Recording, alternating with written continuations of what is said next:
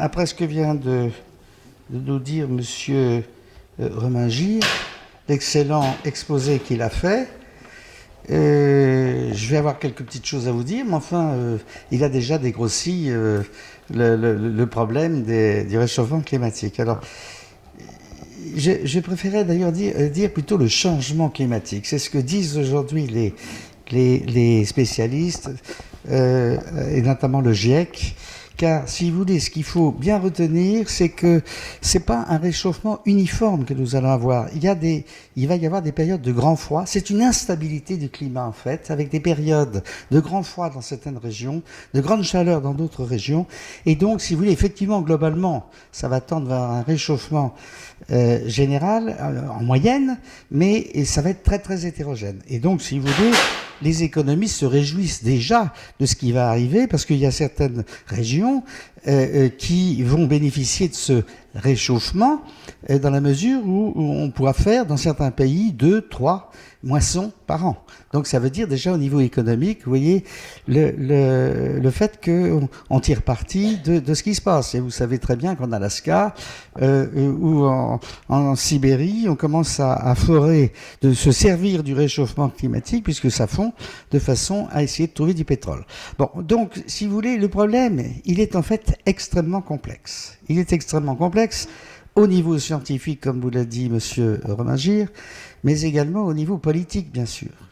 Et si vous voulez, lorsque j'ai commencé à comprendre la gravité de la situation, c'est-à-dire c'était vers les années 2004, moi étant professeur de cancérologie, mais pas du tout armé pour, si vous voulez, m'intéresser à l'environnement et à l'écologie. C'est à ce moment-là les modifications climatiques, notamment le premier rapport du GIEC, c'est-à-dire ce groupe intergouvernemental qui s'occupe de ce problème, qui m'a mis sur la voie en 2004 de l'appel de Paris, et pour lequel je me suis dit, c'était en 2004, donc je me suis dit, il y a une façon d'essayer de mobiliser la société civile et pourquoi pas, à l'époque je le croyais, convaincre les politiques, c'est la santé. Santé, si vous voulez, santé, notre propre santé, mais aussi celle des enfants à venir, et puis de l'avenir de l'humanité, de la planète. Et ça résume les 3 articles de cet appel de Paris de 2004, qui a été, si vous voulez, de l'aveu de l'idée des écologistes, il y en a dans cette salle, un avant et un après cet appel de Paris, parce que on disait la chose suivante, eh bien, cet appel était axé sur la pollution chimique. Et donc, si vous voulez, il y a article numéro 1, la plupart de nos maladies sont causées par la pollution chimique. Je reviens, nous sommes revenus sur cette... ça reste tout à fait vrai, mais maintenant, il y a bien sûr également les rayonnements électromagnétiques notamment, qui sont probablement un danger encore plus grand que la chimie. Mais ça, j'en dirais peut-être un petit mot. Deuxième point, l'enfance est en danger. Alors, on m'a dit de traiter... l'humanité. Attendez, c'était quoi la santé en danger, un crime contre l'humanité. Hein, c'est ce dont je dois vous parler. Bon. Allez, article donc, l'enfance est en danger. Et article 3, si on continue à polluer l'environnement comme nous le faisons aujourd'hui, c'est l'humanité qui se met en danger.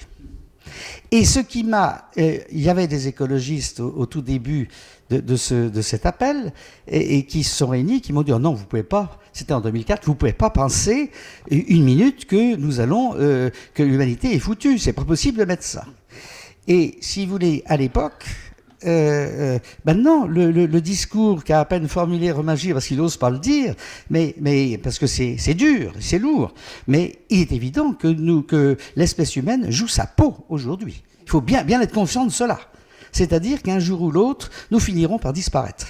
C'est la 6e extinction, mais qui sera anthropogénique, c'est-à-dire liée à l'homme. C'est l'homme qui va probablement détruire la nature, l'environnement et les animaux.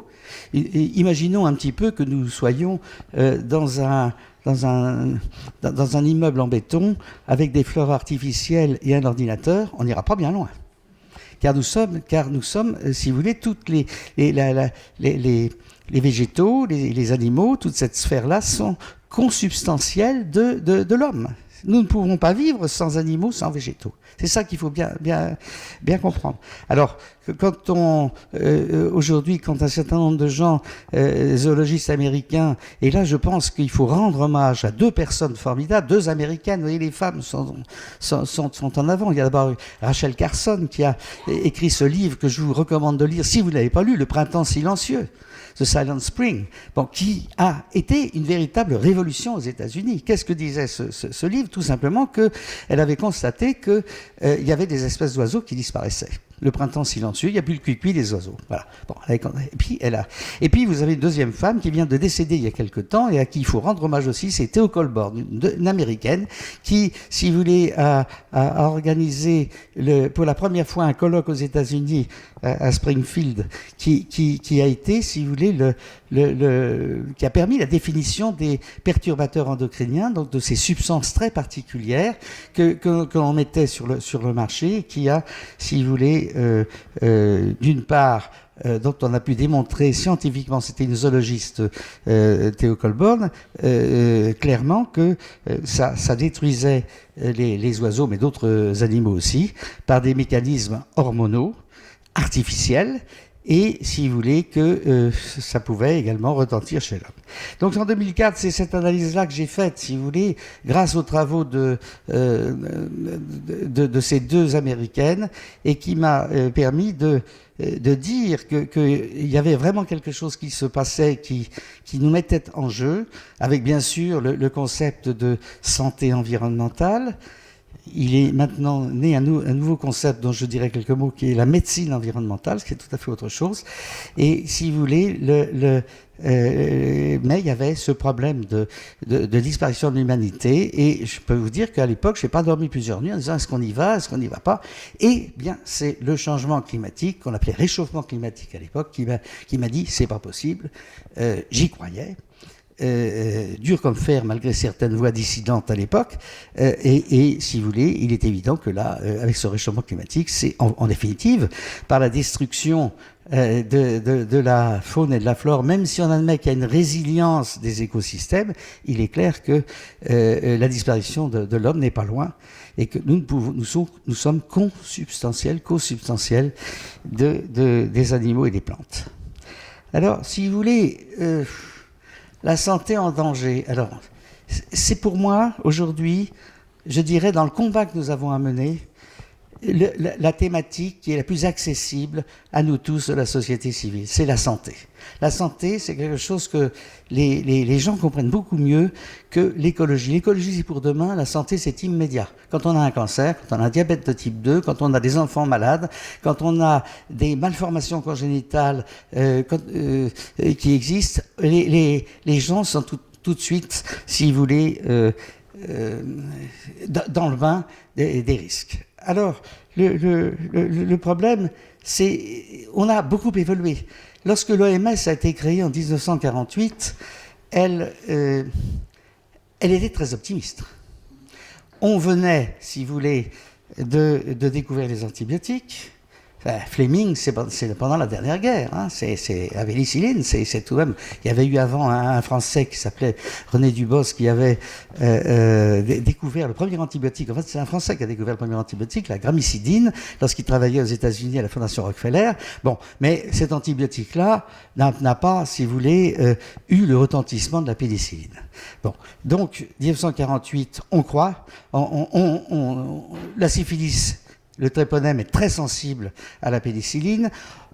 Dans la suite, quand j'étais à ce moment-là externe à Paris, il y avait les antituberculeux qui sont arrivés, donc la tuberculose a commencé à régresser et à disparaître en grande partie. Et donc, on s'est dit, ça y est.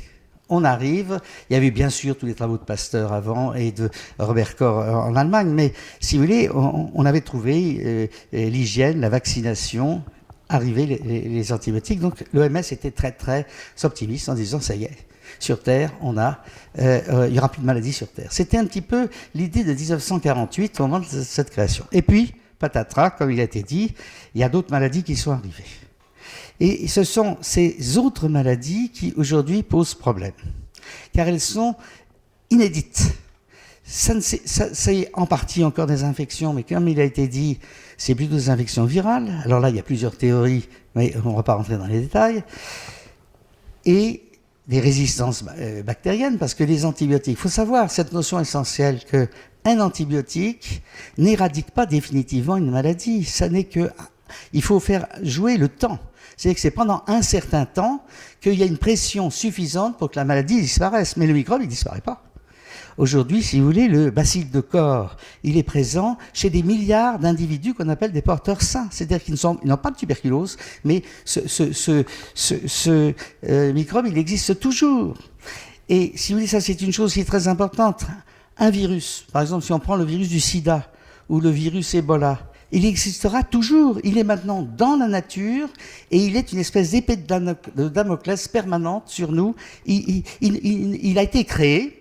Alors, le problème, c'est de savoir comment on crée les virus, comment ces virus ont été créés. Ce sont bien sûr les activités humaines qui créent indirectement ces nouveaux virus par plusieurs mutations. Mais il est évident qu'une fois que le virus, que l'agent pathogène est créé, c'est définitivement. Il existe dans la nature définitivement. Donc, les antibiotiques en eux-mêmes, ils n'ont qu'un pouvoir limité dans le temps. C'est-à-dire qu'un jour ou l'autre, eh bien, il peut y avoir une résistance, et un jour ou l'autre, on peut se trouver devant une épidémie pour laquelle nous n'ayons comme seule, si vous voulez, arme que l'isolement, ce qu'on appelait la quarantaine, mais il faut bien savoir que nous n'avons que si vous voulez, la médecine, ce que je dis très souvent, est aux portes aujourd'hui de l'impossible. C'est-à-dire que nous sommes arrivés à une situation telle qu'un jour ou l'autre, on ne s'appuie avec cette idée de l'OMS de l'omnipuissance de la médecine a ses propres limites, et il est évident que ça nous met tout de suite dans le domaine de la protection d'abord, mais de la prévention, terme plus général, et bien sûr dans le domaine de la politique, car il n'y a pas de prévention sans politique. Vous pouvez bien imaginer la chose qu'on peut se protéger soi-même en prenant des attitudes purement individuelles, en se disant bon, je vais vivre de telle façon, etc., mais que en termes de santé publique, on tombe dans de la politique. Et vous savez qu'actuellement, il est évident que nous n'avons même pas de ministère de la Santé, puisque nous avons un ministère des Affaires sociales, et que la santé, c'est au fond la dernière roue du carrosse, si vous voulez, dans la politique actuelle. Et la facture sanitaire, bien sûr, elle sera là, mais ce n'est pas une préoccupation majeure des politiques. Alors, si vous voulez, qu'est-ce qui a changé ?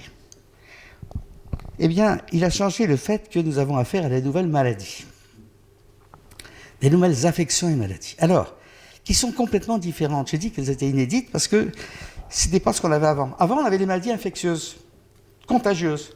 Les maladies qui sont là ne sont pas contagieuses au sens où on le pensait. Elles sont, mais elles touchent un grand nombre de sujets. Et ça, c'est une première remarque. Donc, c'est l'universalité de ces maladies-là. Ce n'est pas dans un coin qu'il y a telle ou telle maladie, c'est partout d'une façon ou d'une autre. Deuxième point, elles sont en général de pronostic redoutable.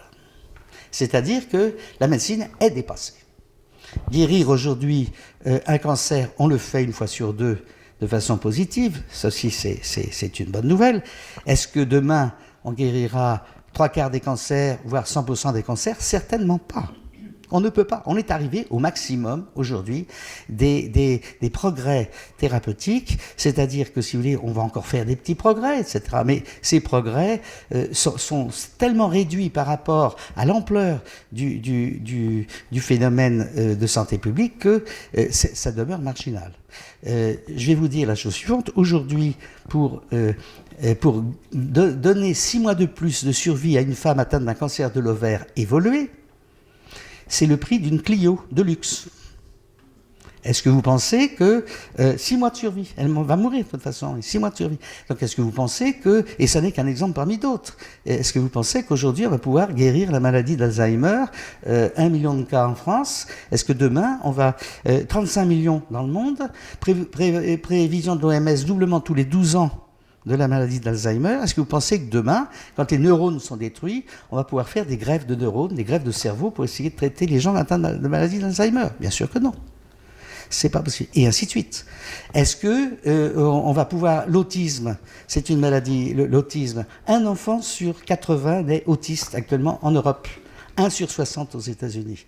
Alors qu'il y a 20 ans, c'était 1 sur 10 000. Bon, est-ce que l'autisme, qui est une maladie qui est devenue fréquente, est-ce que vous pensez que la médecine va pouvoir, si vous voulez, en dehors de la prise en charge, bien sûr, sociale, ça, il n'y a pas de problème, on sait prendre en charge le handicap en France, bien que on ait eu quelques fois du retard, mais est-ce que vous pensez que, si vous voulez, on va pouvoir faire que ces enfants autistes, surtout lorsque c'est un autisme important, on va pouvoir remettre tout à niveau? Bien sûr que non. Donc nous sommes en présence d'affections, de maladies excessivement sévères au niveau du pronostic. Et si vous voulez, est-ce que vous pensez, par exemple, je reprends un autre exemple, que les gens, les grosses obésités, c'est-à-dire les gens qui pèsent 120, 130, 140 kilos, qu'on voit maintenant, on s'habitue, si vous voulez, comme s'ils avaient toujours existé, mais en fait, il y a 20 ans, il n'y avait pas d'obésité comme cela. Et est-ce que vous pensez qu'on va arriver à les faire maigrir? Ils ne peuvent pas maigrir.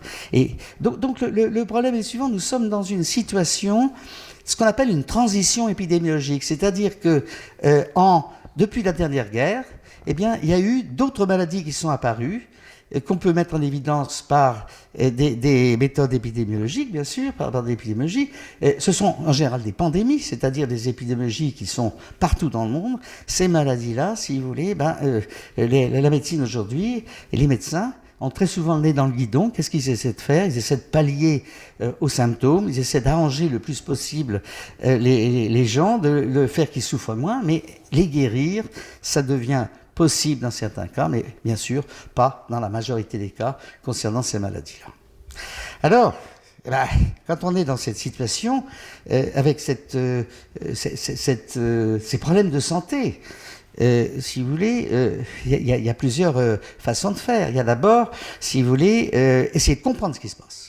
Ça, c'est une grande leçon qu'Hippocrate nous a donnée. Vous savez qu'il y avait à l'époque d'Hippocrate, 5 siècles avant Jésus-Christ, pendant le siècle, c'était pendant le siècle de Périclès, il y avait 2 écoles qui s'affrontaient. Il y avait celle de Cnide et puis celle d'Hippocrate. Et si vous voulez, Hippocrate, contrairement à l'école rivale, disait « avant de traiter, il faut comprendre ». Alors aujourd'hui, on a tendance à faire ce que Cnide, l'école de Cnide, disait, on traite même sans comprendre. C'est un peu ce qu'on essaie de faire aujourd'hui, malheureusement dans notre médecine. Il faut comprendre pour traiter correctement. Et prévenir, bien sûr. Et donc, comprendre, ça veut dire comment analyser pourquoi il y a eu cette transition épidémiologique avec des maladies qui ne sont pas infectieuses, qui ne sont pas contagieuses, qui sont, si vous voulez, mais qui sont de plus en plus fréquentes et qui sont, par ailleurs, si vous voulez, de pronostic très sévères. Alors, comprendre c'est quoi? C'est arriver à faire ce que nous avons essayé de faire, c'est-à-dire à étudier ces maladies-là pour essayer, non seulement au plan épidémiologique, mais les étudier aussi au niveau toxicologique et biologique, car ce sont les 3 méthodes à notre disposition pour essayer de faire ce qu'on appelle des recherches étiologiques, c'est-à-dire essayer de comprendre quelles sont les causes de ces maladies-là.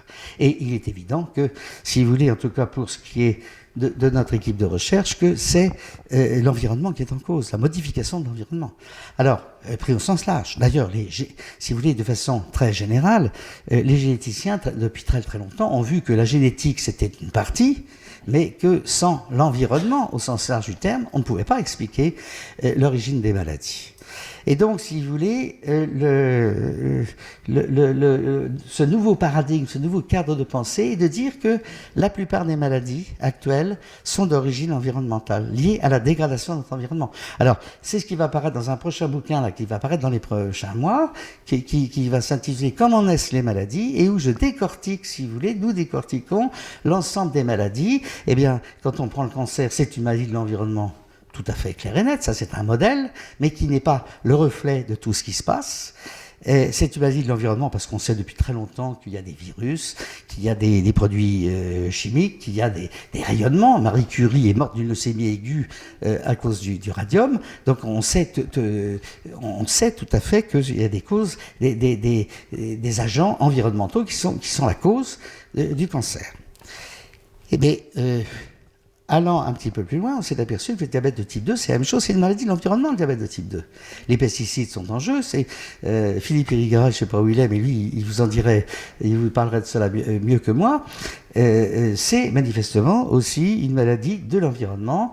Il y a des virus également qui peuvent expliquer l'apparition du diabète de type 2. Voilà, donc on est dans un modèle qui se rapproche du cancer pour ce qui est de ces 3 types de facteurs essentiels que sont les produits chimiques, les agents physiques et les agents microbiens.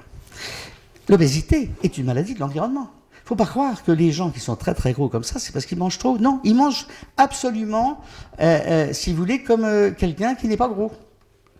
La seule différence, c'est qu'il y a, vous savez, dans le tissu graisseux, des cellules particulières qu'on appelle des adipocytes. Bon, vous oubliez le nom, mais vous allez comprendre tout ce qui se passe. C'est que ces cellules-là, elles stockent des acides gras, des graisses, et que normalement, lorsque l'organisme fonctionne bien, ces graisses, à un moment donné, il y a un équilibre qui se passe, ces graisses s'en vont des adipocytes. Eh bien, imaginez maintenant que, pour une raison X, on bloque la sortie des graisses de la cellule. Qu'est-ce que vont faire les cellules? Elles vont grossir elles-mêmes. Et puis, il y a d'autres, et là, on le sait très bien, c'est Philippe Irigara, il l'a démontré de façon, d'une expérience absolument éblouissante, que je dis dans mon livre, que je réfère dans mon livre, et qui est, si vous voulez, la fable du tonneau des Danaïdes, ou l'expérience du tonneau des Danaïdes, c'est-à-dire que vous prenez 2 tonneaux à parois souples, il y en a, vous allez comprendre tout à fait ce qui peut se passer, il y en a un pour lequel vous bouchez le trou,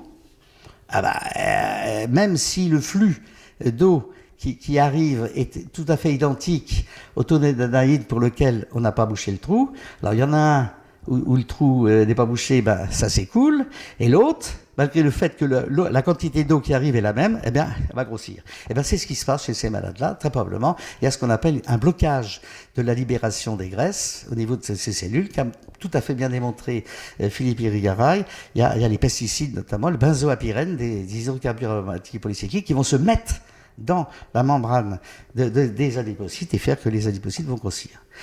Manque de peau, il se trouve en plus que, si vous voulez, et là c'est un très bon exemple, que tout se passe pendant le stade fœtal. Et là, il n'y a pas que la nutrition qui se joue au stade fœtal. Je pense que la nutrition, les carences jouent, mais ne sont pas une cause majeure, à mon avis, en santé publique. Ça joue, bien sûr. Je ne peux pas vous en parler parce que ça nous éloignerait trop loin, mais c'est surtout la pollution qui aujourd'hui, est le facteur le plus prégnant pour expliquer, par exemple, le fait que un enfant va pouvoir être condamné à devenir gros dans sa vie d'adulte. Tout simplement parce que pendant la grossesse, la maman a été contaminée par des pesticides, on va les retrouver, ou d'autres produits, et aura fait qu'il y aura eu au stade fœtal, une augmentation du nombre des préadipocytes, c'est-à-dire des cellules qui vont devenir des cellules graisseuses plus tard. Autrement dit, cet enfant-là, au lieu de naître, par exemple, avec 1 million de cellules graisseuses, il va naître avec 10 millions de cellules graisseuses. Donc, imaginez en plus la poursuite de la contamination pendant sa vie, pendant l'enfance et sa vie d'adulte. Il aura un nombre plus grand d'adipocytes. Et en plus, pas de mobilisation des graisses au niveau de ces adipocytes. Donc vous voyez tout de suite qu'on est là sur une explication de l'obésité. Et contrairement à ce qu'on peut dire de façon triviale et qui est absolument inexacte, tout au moins pour l'obésité, le surpoids, je veux bien que les gens qui sont en surpoids puissent, parce qu'ils mangent trop, ça existe aussi, mais l'obésité, maladie, comme le reconnaît l'OMS, c'est manifestement une maladie de l'environnement par les 2 mécanismes que je viens d'évoquer. Même chose pour le diabète de type 2, et les liens d'ailleurs entre diabète de type 2 et cancer, ou obésité et cancer, c'est l'environnement qui est le lien. Ceci, il y a des centaines d'articles qui le disent actuellement, donc on est sur du terrain solide là, pour ce qui est de ce premier continent médical que je décris dans mon bouquin. Un autre, je vais tout de suite passer, pour les maladies cardiovasculaires, je me suis toujours posé le problème de savoir est-ce que un infarctus du myocarde ou est-ce qu'un ramollissement cérébral, ça peut pas être aussi une maladie de l'environnement? Eh bien, réponse oui, y compris pour l'hypertension artérielle. Par exemple, pour l'hypertension artérielle, on vient de démontrer que le biphénol A, qui enduit les parois internes des boîtes de conserve, par exemple, eh bien, est une molécule, c'est un perturbateur endocrinien qui est capable d'induire de l'hypertension artérielle. Ceci, il y a des dizaines d'articles actuellement sur ça. Donc on est maintenant, si vous voulez, dans un registre qui nous met à l'aise au niveau scientifique pour dire que non seulement le cancer, mais un grand nombre de nos maladies sont liées à l'environnement. Je vais terminer sur un exemple qui va vous paraître absolument bizarroïde. Eh bien, je vous ai parlé de l'autisme. L'autisme, il y a 3 causes aujourd'hui pour l'autisme. Vous avez les pesticides organochlorés, vous avez les champs électromagnétiques et l'intoxication au mercure. Voilà 3 causes absolument, quasiment démontrées, bien que pour les champs électromagnétiques, ce soit encore un petit peu juste, mais en tout cas, voilà. Eh bien, c'est les 3 mêmes causes qu'on va retrouver pour l'Alzheimer. La seule chose, c'est que l'autisme, ça va survenir dans le ventre de la mère, qui va avoir été intoxiquée ou soumise à ces 3 types de polluants, alors que pour l'Alzheimer, c'est plutôt après la naissance, bien qu'il y a des articles actuellement qui nous disent qu'un Alzheimer qui va survenir à 50 ans, 60 ans, 70 ans, débute, si vous voulez, dans le ventre de la mère au stade fœtal. Même chose pour les cancers. On sait que pour les cancers, la première étape d'un cancer du sein ou d'un cancer de la prostate, c'est au stade fœtal pendant la grossesse. Ça, c'est absolument démontré.